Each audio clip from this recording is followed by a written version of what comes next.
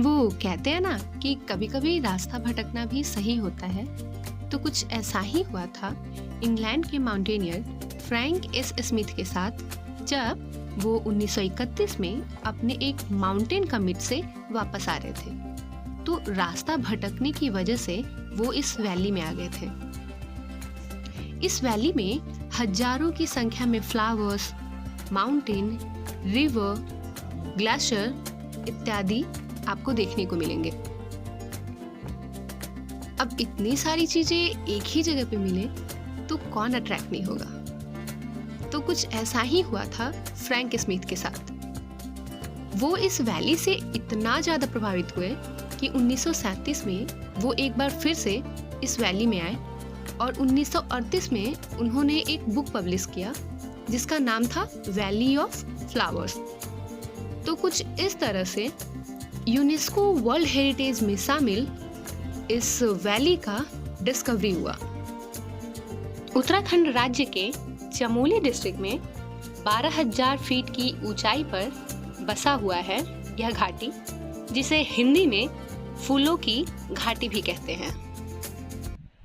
Hello everyone, this is Archana. Welcome back to my channel. और आज मैं आपको करवाने वाली हूँ UNESCO world heritage site valley of flower की सैर।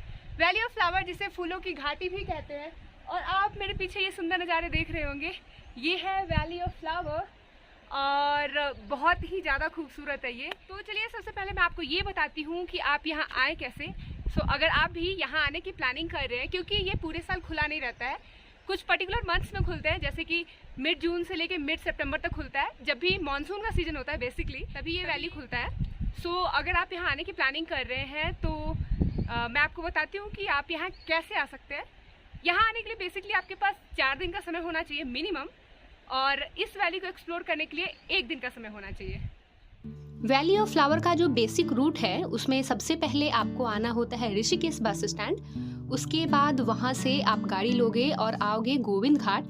गोविंद घाट से ट्रैकिंग होती है घांगड़िया तक की, जो कि एक बेस कैंप है। और घांगड़िया से फिर ट्रैक स्टार्ट होती है वैली ऑफ फ्लावर की, जो कि घांगड़िया से 4 किलोमीटर का ट्रैक है। यानी कि अगर ट्रैकिंग की बात की जाए तो टोटल आपको 14 किलोमीटर का ट्रैक करना होता है। आज है मेरा डे 1 और डे 1 में मैं पहुंच चुकी हूँ ऋषिकेश बस स्टैंड, क्योंकि मुझे यहीं से बसेस लेनी है। अभी मैं हूँ ऋषिकेश बस स्टैंड और यहाँ से 2 तरह की बसेस आपको मिलेंगी। एक डायरेक्ट बद्रीनाथ जाती है और जो दूसरी बस होती है वो जाती है जोशीमठ तक। लेकिन मुझे गोविंद घाट उतरना है, इसलिए मैं बद्रीनाथ वाली बस लूंगी, क्योंकि जो बद्रीनाथ की बस रहती है वो बीच में आपको गोविंद घाट ड्रॉप करती है। वैसे तो मैंने रेनकोट ले रखा है, लेकिन क्योंकि हमारे पास बैग भी है तो फॉर दैट मैंने एक और अभी रेनकोट ले लिया, क्योंकि बारिश काफ़ी ज़्यादा हो रही है तो बैग्स को भी ढकने के लिए चाहिए। तो I have carried 1 extra raincoat with us. Rishikesh से गोविंद घाट की जो दूरी है वो है 268 किलोमीटर। 268 किलोमीटर कवर करने में ऑलमोस्ट 5 to 6 आवर लग जाएंगे। और ये है गोविंद घाट, यहीं पे बसेस आपको ड्रॉप करती हैं। अभी शाम के 5 बज चुके हैं और मैं पहुंच चुकी हूँ गोविंद घाट। आज का जो मेरा स्टे होगा वो गोविंद घाट में ही होने वाला है, क्योंकि आगे की जो ट्रैकिंग होती है घांगड़िया तक की, वो दोपहर 2 बजे के बाद बंद हो जाती है। गोविंद घाट में रुकने के लिए जो बेस्ट ऑप्शन होगा वो है गोविंद घाट का गुरुद्वारा। लेकिन अगर आपको गुरुद्वारे में नहीं रुकना है तो गोविंद घाट में आपको काफी सारे होटल्स मिल जाएंगे जहां आप स्टे कर सकते हैं। कुछ होटल्स का नंबर मैं डिस्क्रिप्शन बॉक्स में मेंशन कर दूंगी, आप वहां से चेक कर सकते हैं। डे 1 कुछ इस तरह से गुजरा। आज है डे 2 और आज मैं करने वाली हूँ गोविंद घाट से घांगड़िया तक का ट्रैक। आज जब मैं मॉर्निंग में उठी तब यहाँ बारिश हो रही थी, इसलिए आज की जो मेरी ट्रैक होगी वो मैंने थोड़ा सा लेट स्टार्ट करा है। अभी मैं निकल चुकी हूँ गुरुद्वारे से और गोविंद घाट टैक्सी स्टैंड की तरफ जा रही हूँ। टैक्सी स्टैंड और यहाँ से घाघरिया जाने का रूट स्टार्ट होता है। ये जो पीछे आप पुल देख रहे हैं इसी से। हालांकि जो यहाँ से घाघरिया का रूट है वहाँ 4 to 5 किलोमीटर तक ये टैक्सी वाले शेयरिंग में गाड़ियाँ जो चलती है टैक्सी वाली, ये 4 to 5 किलोमीटर तक आपको ले जाएंगी। उसके बाद से मेन जो ट्रैकिंग है वो स्टार्ट होती है घाघरिया। घाघरिया एक बेस कैंप है जहाँ से 2 रास्ते होते हैं। एक रास्ता जाता है हेमकुंड साहिब को और दूसरा रास्ता जाता है वैली ऑफ फ्लावर्स के लिए। तो अगर आपको हेमकुंड साहिब जाना है या फिर वैली ऑफ फ्लावर्स जाना है तो पहले आपको जाना होगा घाघरिया।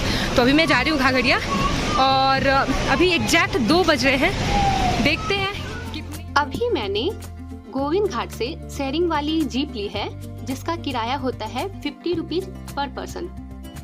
गोविंद घाट से घाघरिया की जो दूरी होती है वो है 14 किलोमीटर, लेकिन ये जो गाड़ी है ये हमें 4 किलोमीटर तक ले जाएगी। एक गांव आता है जिसका नाम है पुलना। तो अभी हम लोग पुलना तक पहुंच चुके हैं और हमारी जो घाघरिया की ट्रैक है वो पुलना से ही स्टार्ट होगी। ये जो आप छोटा सा गांव देख रहे हो ये है पुलना गांव और यहीं से ट्रैकिंग स्टार्ट हो रही है। चलते हैं होगा। और रास्ते में ऐसे कई झरने आपको देखने को मिलेंगे।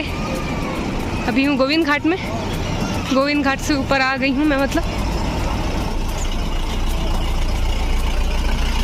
यहाँ से हेमकुंड साहिब 15 किलोमीटर है, घाघरिया 10 किलोमीटर है अभी। और मैंने जो ट्रैक है वो स्टार्ट करी है 2:30 में। देखते हैं कितना टाइम लगता है चढ़ने में। पेयजल की सुविधा आपको रास्ते में मिलेगी, साथ ही साथ शौचालय की भी सुविधा है और यहाँ यात्रियों के रुकने के लिए बनाया गया है। और ये कुछ यात्रीगण यात्रा करके वापस आते हुए, और इनको देख के मैं अंदाज़ा लगा सकती हूँ कि मेरा क्या हाल होने वाला है। अभी जितनी चढ़ाई मैंने करी है रास्ते काफ़ी खाली खाली हैं क्योंकि अभी मानसून का सीज़न है। तो मानसून में ज़्यादा लोग इधर आते नहीं है क्योंकि रास्ते जो है वो लैंडस्लाइड का खतरा ज़्यादा रहता है, इसलिए। तो अभी तो फ़िलहाल हमें रास्ते खाली मिल रहे हैं, आगे देखते हैं। और ये ट्रैक मुझे याद दिला रही है केदारनाथ की, वहाँ पे भी कुछ ऐसा ही रास्ता था। और ये जो साइड में रेलिंग्स दिए गए हैं ये भी वैसा ही है। एक तो मैं वैसे ही काफ़ी धीरे धीरे ट्रैक करती हूँ और ऊपर से मुझे मोटिवेशन के लिए कुछ कोट्स मिल जाते हैं जो कि मैं अभी आपको दिखाने वाली हूँ। ये देखो,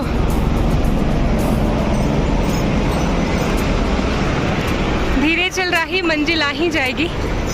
बस इसी को फॉलो करते हुए मैं कछुए की चाल से आगे बढ़ रही हूँ। अगर आप भी वैली ऑफ फ्लावर्स से हेमकुंड साहिब आने की सोच रहे हैं तो अपने साथ जितना कम से कम लगेज हो वो कैरी करें, क्योंकि रास्ते जो है वो काफ़ी स्टीप हैं और ऐसे में अगर आप लगेज ज़्यादा रखते हो तो आपको मुसीबत आ सकती है, आपको परेशानियों का सामना करना पड़ सकता है। सो अपने साथ आप मेरे बैग का साइज देख सकते हैं, क्योंकि मैंने इससे पहले भी ट्रैक करी है और उस टाइम मैं ये गलती करती थी कि मैं बहुत सारे सामान कैरी करती थी, तो जिसके कारण ट्रैकिंग बहुत टफ हो जाती थी मेरे लिए। सो इस बार मैंने सोचा कि कम से कम सामान को मैं लेके ट्रैक करूं।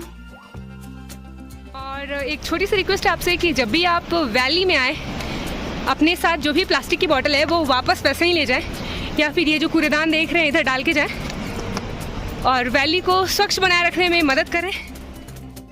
घाघरिया जाने के रास्ते में आपको बैठने की काफ़ी व्यवस्था मिलेगी।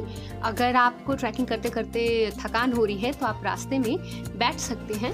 सो जब आप ट्रैक करते हो घाघरिया तक का, जो कि 10 किलोमीटर का ट्रैक है, तो रास्ते में कहीं कहीं आपको काफ़ी स्टीप चढ़ाई मिलेगी, तो वही कहीं कहीं आपको उतरने का भी रास्ता रहेगा। तो ये जो रास्ते हैं जहाँ उतरने के लिए रहता है वहाँ तो काफ़ी मज़े से उतर रहे हो आप, लेकिन जहाँ पे स्टीप चढ़ाई रहती है वहाँ सांस फूलने लगती है।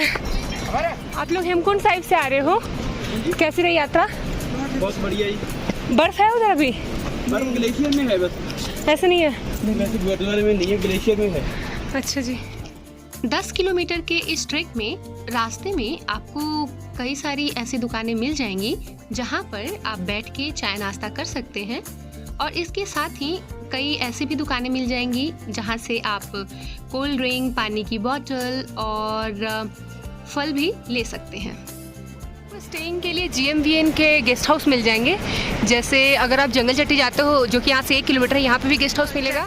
पुलना से हमने ट्रैकिंग स्टार्ट करी थी 2:45 एग्जैक्ट, और अभी हो रहे हैं 4:45, मीन्स 2 घंटे में हमने 6 किलोमीटर की चढ़ाई कर ली है और 4 किलोमीटर अभी और है। देखो हमारे यहाँ ये काफ़ी छोटे छोटे होते हैं, लेकिन इधर पहाड़ों में देखो इनकी ऊंचाई कितनी है। और अभी थोड़ी थोड़ी बारिश भी होने लगी है, सो हमें अपनी स्पीड और ज़्यादा करनी होगी। ये देखो स्नो कैप्ड माउंटेन्स अगर दिख रहा होगा वीडियो में तो ये रहा। और चल रहे हैं अभी रास्ते में, यहाँ से भी 3.5 किलोमीटर है। जब 3.5 किलोमीटर का डिस्टेंस बचा हुआ रहता है तब एक बहुत ही खूबसूरत सी नदी मिलती है आपको बीच रास्ते में।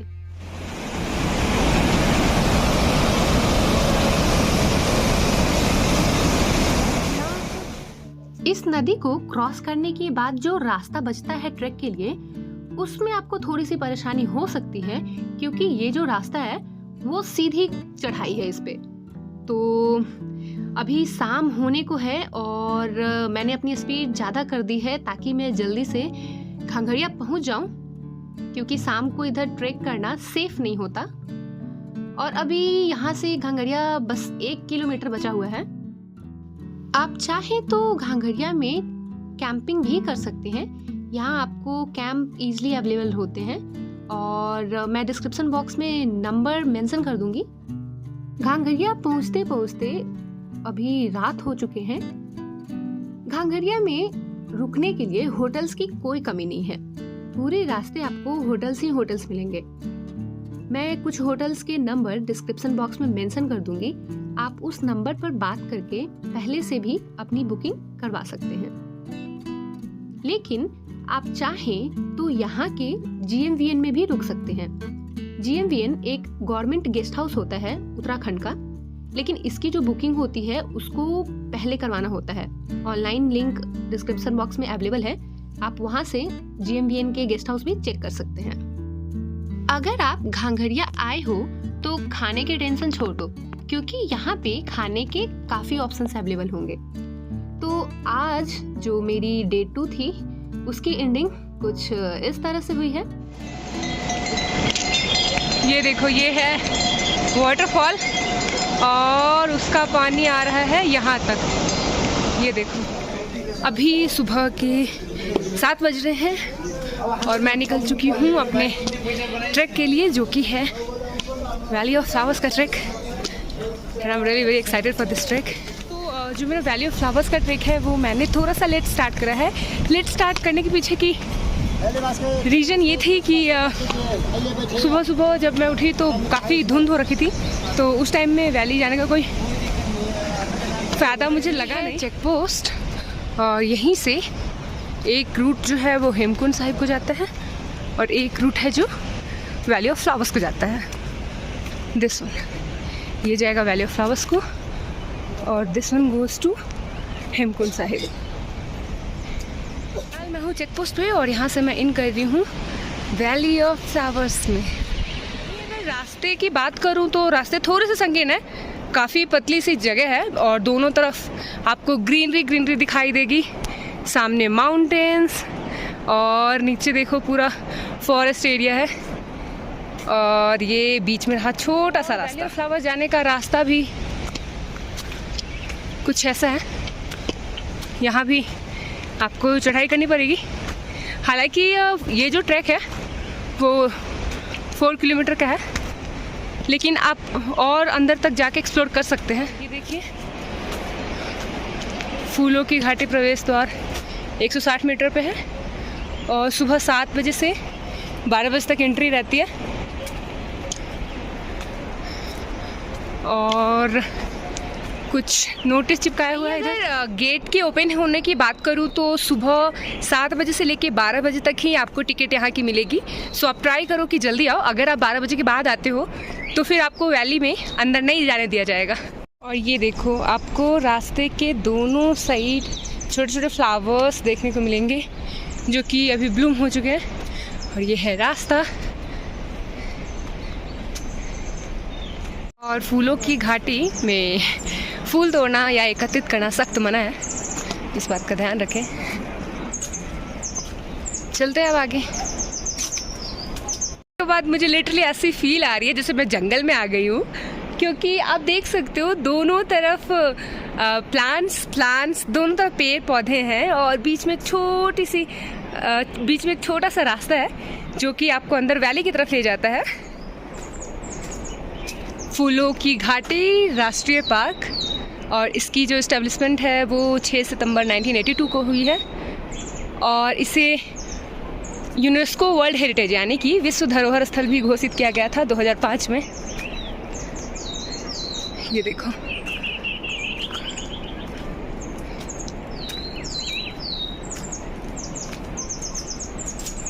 ये पूरा मैप है जहाँ से वैली ऑफ फ्लावर्स में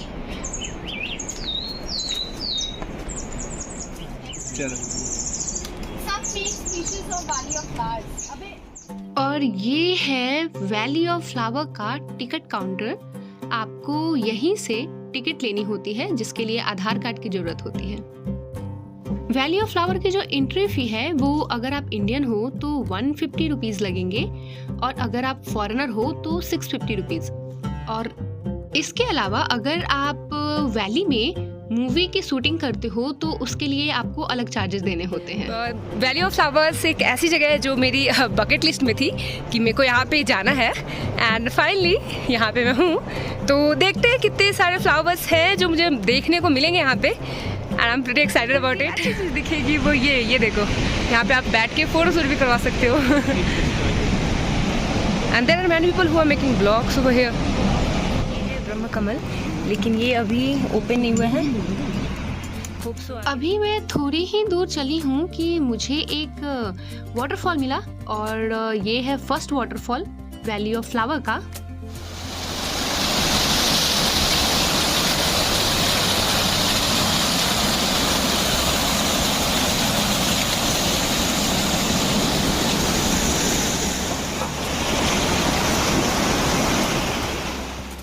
वैसे तो वैली ऑफ फ्लावर की जो ओपन होने की डेट होती है वो जून में होती है, लेकिन अगर आपको बहुत सारे फ्लावर्स देखने हैं तो आप यहाँ मिड अगस्त से मिड सितंबर के बीच आ सकते हैं, क्योंकि उस टाइम वैली अपने पीक सीजन पे होता है।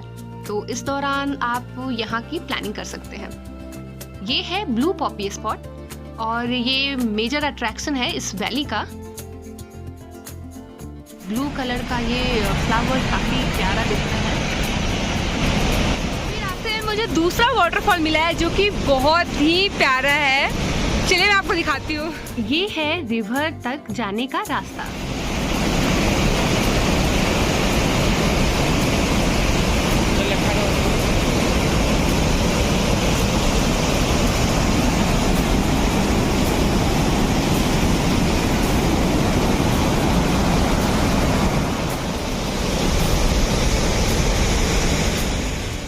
जब आप सेकेंड रिवर को क्रॉस करते हो उसके बाद आपको थोड़ा संभल के चलने की ज़रूरत होती है, क्योंकि इधर रास्ते में पत्थर गिरने का डर रहता है, तो थोड़ा संभल के चलें।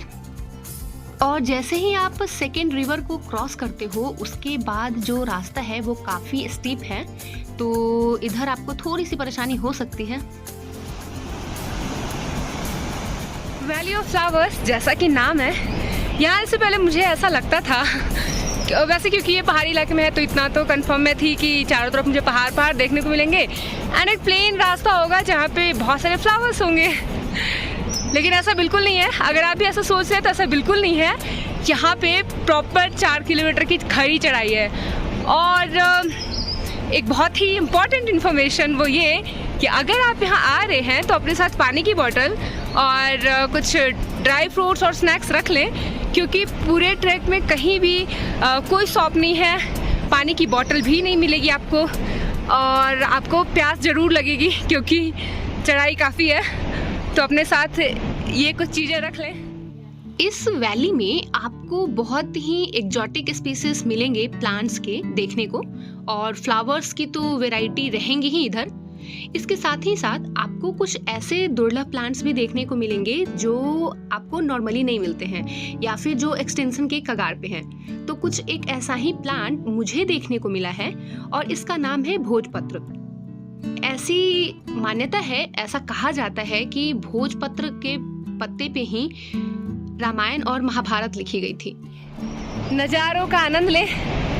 ये देखो इधर पूरे जो पहाड़ है ग्रीन ग्रीन ग्रीन दिख रहे हैं, और ये देखो वैली ऑफ फ्लावर का जो रास्ता है वो थोड़ा सा पथरीला है, तो जब आप ट्रैक कर रहे हो तो ध्यान दे के ट्रैक करें, वरना पैर फिसलने का डर रहता है, स्पेशली बारिश के मौसम में। जैसे जैसे आप ऊंचाई की तरफ बढ़ेंगे वैसे वैसे वहां से आपको और भी खूबसूरत व्यू देखने को मिलेगा। एंड फाइनली मुझे ब्रह्म कमल भी दिखा, जिसके बारे में मैंने काफी सुन रखा था। हालांकि ये फ्लावर अभी ब्लूम हो ही रहा है, अभी ये पूरे तरीके से ब्लूम नहीं है। अभी मैं बढ़ रही हूँ आगे की तरफ, और आगे अभी रास्ते में मुझे मिला है तीसरा वाटरफॉल। ये जो वाटरफॉल है, यहाँ से लोग पीने का पानी भी भर रहे थे अपने बॉटलों में। थर्ड और फोर्थ वाटरफॉल के बीच में ज़्यादा डिस्टेंस नहीं है, तो थोड़ी दूर चलने के बाद ही मुझे मिल चुका है चौथा वाटरफॉल, और इसे आप रिवर भी कह सकते हैं। और इसे क्रॉस करने के लिए लकड़ी और टीने का एक ब्रिज बनाया हुआ है, जिसको सावधानी से क्रॉस करना होगा। और जैसे ही आप रिवर क्रॉस करते हो, यहाँ से स्टार्ट होता है वैली ऑफ फ्लावर्स। मैंने इस वैली के बारे में बहुत से लोगों से सुन रखा था, बहुत ब्लॉग्स देखे थे और बहुत सारी आर्टिकल्स भी पढ़ी थी, जिसमें वैली ऑफ फ्लावर की खूबसूरती के चर्चे थे। लेकिन यकीन मानिए, जब आप इस वैली में आएंगे और यहाँ के नज़ारे देखेंगे ना, तो जितना भी सुना और देखा होगा उससे कहीं ज़्यादा ये जगह खूबसूरत दिखेगी आपको। यहाँ के बिताए हुए पल आप कभी भूल नहीं पाएंगे। इस वैली में आपको पुष्पावती रिवर भी देखने को मिलेगी, जिसका ओरिजिन वैली में ही एक ग्लेशियर है, वहीं से हुआ है। वैली ऑफ फ्लावर की एक खास बात ये है कि हर 15 दिन में ये वैली अपना रंग बदलता है, और इसके रंग बदलने का साइंटिफिक रीजन यही है क्योंकि यहाँ पे अलग अलग तरीके के फ्लावर्स होते हैं, अलग अलग वेराइटीज के फ्लावर्स होते हैं, जिनके कलर्स अलग अलग होते हैं। तो क्योंकि एक साथ भारी मात्रा में फ्लावर की ब्लूमिंग होती है, इसी रीजन से ये जो वैली है वो अलग अलग रंगों का दिखता है। क्योंकि ये प्लेस यूनेस्को की वर्ल्ड हेरिटेज में शामिल है, इसलिए यहाँ पे आपको काफी मात्रा में फॉरेनर्स भी देखने को मिलेंगे। एक और जो ध्यान देने वाली बात है वो ये कि 2 बजते बजते आपको वापस नीचे की ओर लौट जाना है वैली ऑफ फ्लावर से, क्योंकि उसके बाद इधर रुकना अलाउ नहीं है। तो थोड़ी देर इधर बिताने के बाद मैं अभी नीचे की तरफ जा रही हूँ।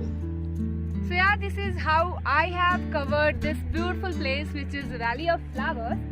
वैसे ये जो वैली ऑफ फ्लावर्स है वो टोटल 6 किलोमीटर का ट्रैक है, लेकिन हम लोग 4 किलोमीटर तक आए हैं। 4 किलोमीटर तक मेन है, बाकी आप 2 किलोमीटर और आगे तक जा सकते हो, क्योंकि अभी धूप थोड़ी ज़्यादा हो रखी है। तो 4 किलोमीटर हमने डिस्टेंस ट्रेवल करा, काफ़ी अच्छे व्यू थे।